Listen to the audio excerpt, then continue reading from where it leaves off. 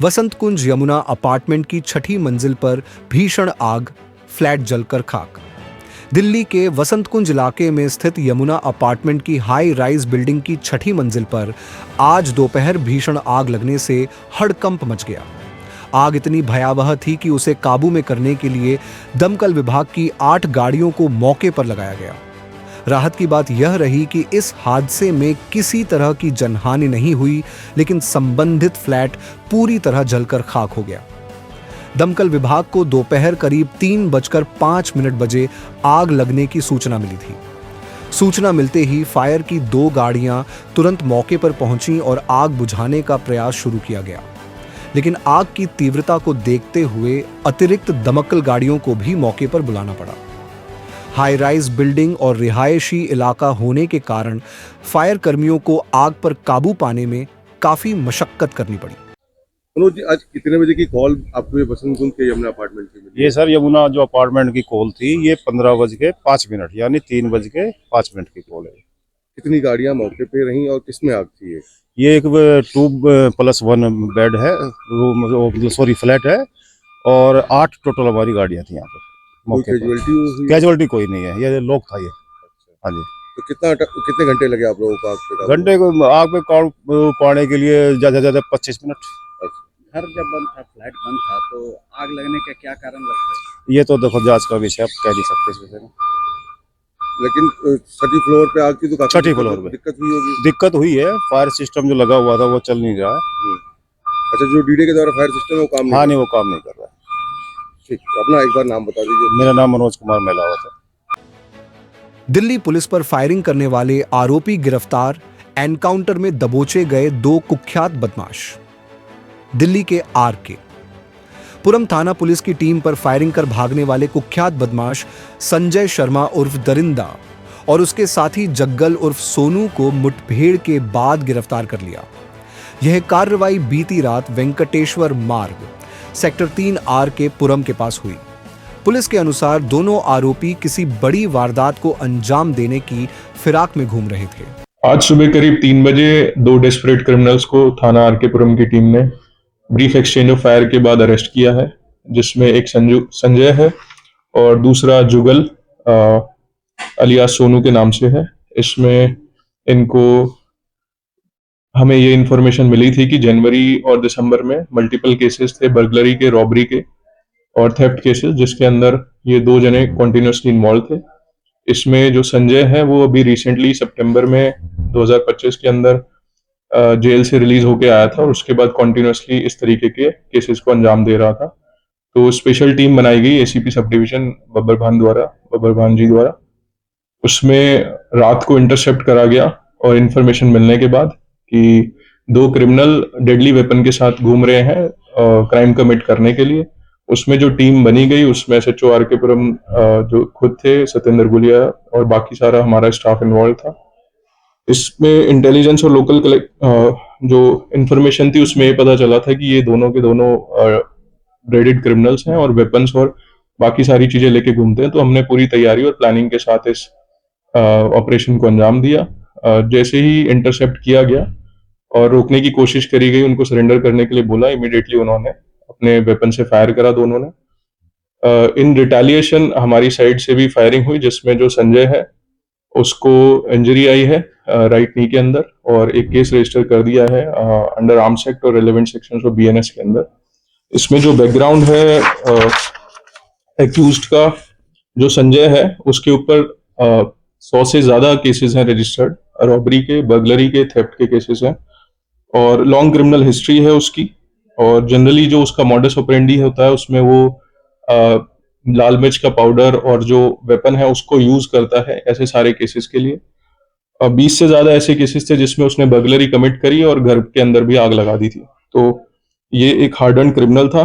दूसरा इसका साथी जो सितंबर 2025 के बाद से इसके साथ था और इनकी इन्वॉल्वमेंट 10 से 12 जगह हमें मिली थी। इसमें जुगल के नाम से अलियास सोनू है, ये भी यूपी का सुल्तानपुर का रहने वाला है, जिसमें 10 से ज्यादा क्रिमिनल केसेस थे। इन दोनों के पास से 7.65 mm की एक वेपन रिकवर करा है, पिस्टल है, और 4 फायर करी है इन्होंने कार्ट्रिज, 2 लाइव कार्ट्रिज मिली हैं। एक सिंगल शॉट पिस्टल सोनू और जगल से मिली है, जिसमें 2 फायर्ड कार्ट्रिज हैं इसके अंदर केस में। पुलिस की तरफ से कितनी फायर की गई, और दूसरा ये कि ये जो सोनू है इसका और भी कोई नाम है, क्योंकि ये मीडिया में, सोशल मीडिया पे चल रहा है कि उसका नाम दरिंदा भी है। जो संजय है उसका नाम ये इस तरीके से दरिंदा है, महाकाल है, उसके अलग अलग नाम उसने रखा रखे हैं। सोनू जो है उसका नाम जुगल और जगल के नाम से है, वो सुल्तानपुर से है, और जो संजय है वो बुलंदशहर से। सर, इस मुठभेड़ में क्या दिल्ली पुलिस को भी क्या उन्होंने फायर किया था, उनकी भी गोली लगी? जी, इसमें जो एसएचओ खुद थे उनकी जो बुलेट प्रूफ जैकेट थी उस पे, और सतेंद्र गुलिया सब इंस्पेक्टर जो है उनकी बुलेट प्रूफ जैकेट पे जो है बुलेट्स वो आए हैं। सर, इसमें इनका कोई गैंग है इस तरीके का, क्योंकि जिस तरीके पुलिस की खाके को तरह उसके अंदर नहीं है। दूसरा क्या ये आरकेपुरम में कोई बड़ी घटना को अंजाम देने के लिए आए? ये प्रीवियसली भी जैसे मैंने आपको ऑलरेडी बताया कि 10 से 12 केसेस इन्होंने सितंबर 2025 के बाद से करे हैं एक साथ मिलके, रॉबरी और बगलरी इसके अंदर। और जो भी सरकारी क्वार्टर्स हैं या जहां पे इनको दिखता है कि एसी या वैसी कुछ चीजें लगी हुई हैं, उनको समझते हैं कि ये वेल ऑफ है लोग, और उनके घर जाके ये क्राइम कमिट करते थे। तो ये दोनों ही अभी तो इन्वॉल्व थे, और बाकी फर्दर इन्वेस्टिगेशन अभी चल रही है। दोनों तरफ से कितने राउंड गोली चले और क्या क्या सामान और भी बरामद?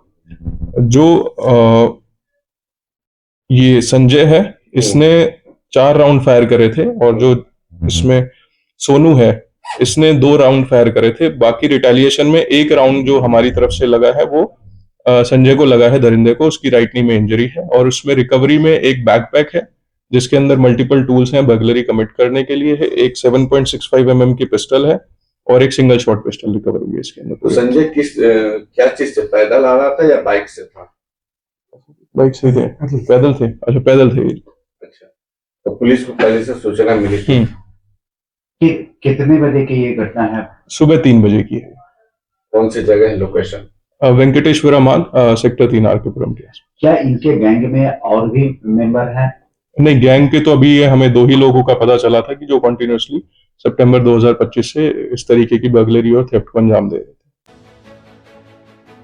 दिल्ली पुलिस का सोशल मीडिया पर हथियारों की नुमाइश के खिलाफ एक्शन, 67 गिरफ्तार। सोशल मीडिया प्लेटफॉर्म पर हथियारों की खुलेआम नुमाइश और हिंसा को बढ़ावा देने वाले कंटेंट के खिलाफ दिल्ली पुलिस ने ऑपरेशन शास्त्र के तहत बड़ी और सुनियोजित कार्रवाई की है।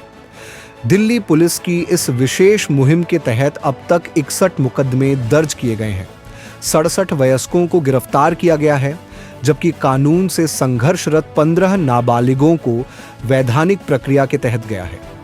कार्रवाई के दौरान 69 अवैध हथियार, 93 जिंदा कारतूस और 13 चाकू व धारदार हथियार बरामद किए गए हैं, जिससे संभावित आपराधिक घटनाओं को समय रहते टाल दिया गया। वर्दी सीपी दिल्ली श्री सतीश कोलचाटी के नेतृत्व में एक अभियान छेड़ा गया जिसका नाम ऑपरेशन शस्त्र दिया गया है। पिछले कुछ महीनों में ये देखने में आ रहा था कि ऑनलाइन सोशल मीडिया पर कई लोग फायर आर्म्स और वेपन को ब्रांडिश करके उनको दिखाकर एक ग्लोरिफिकेशन और डर का वातावरण बना रहे थे। ऑब्जेक्शनेबल भाषा का प्रयोग सोशल मीडिया प्लेटफॉर्म पे हो रहा था। कह सकते हैं कि ऑनलाइन सोशल मीडिया में बढ़ते हुए गन कल्चर और आपराधिक कल्चर को रोकने के लिए यह ऑपरेशन शस्त्र चलाया गया। और मुझे बताते हुए बड़ी खुशी हो रही है, इस पूरे अभियान में दिल्ली पुलिस को बड़ी सफलता मिली है। पिछले कुछ दिनों में इस अभियान के दौरान करीब पूरी दिल्ली में 400 से ज़्यादा टीमें लगाई गई थी, जिसके अंदर करीब 2000 से ज़्यादा पुलिस पर्सनल शामिल थे, जिसमें स्पेशल स्टाफ से लेकर लोकल पुलिस के स्टाफ भी शामिल था। डेडिकेटेड टीम बनाई गई थी जो सोशल मीडिया सर्विलेंस मॉनिटरिंग कर रही थी कि ऐसे कौन कौन सी प्रोफाइल हैं जो वेपन ब्रांडिश करती हैं, फ्लाउंट करती हैं। और करीब 6000 से ज़्यादा ऐसे सोशल मीडिया प्रोफाइल को नोटिस किया गया, चेक किया गया और उसके बाद फील्ड स्टाफ ने बड़ी मेहनत से करीब 61 एफआईआर इन पे दर्ज की गई, जिसमें करीब 83 एक्यूज्ड पकड़े गए हैं। 83 में 16 हमारे सीसीएल हैं और 67 अडल्ट मेजर हैं।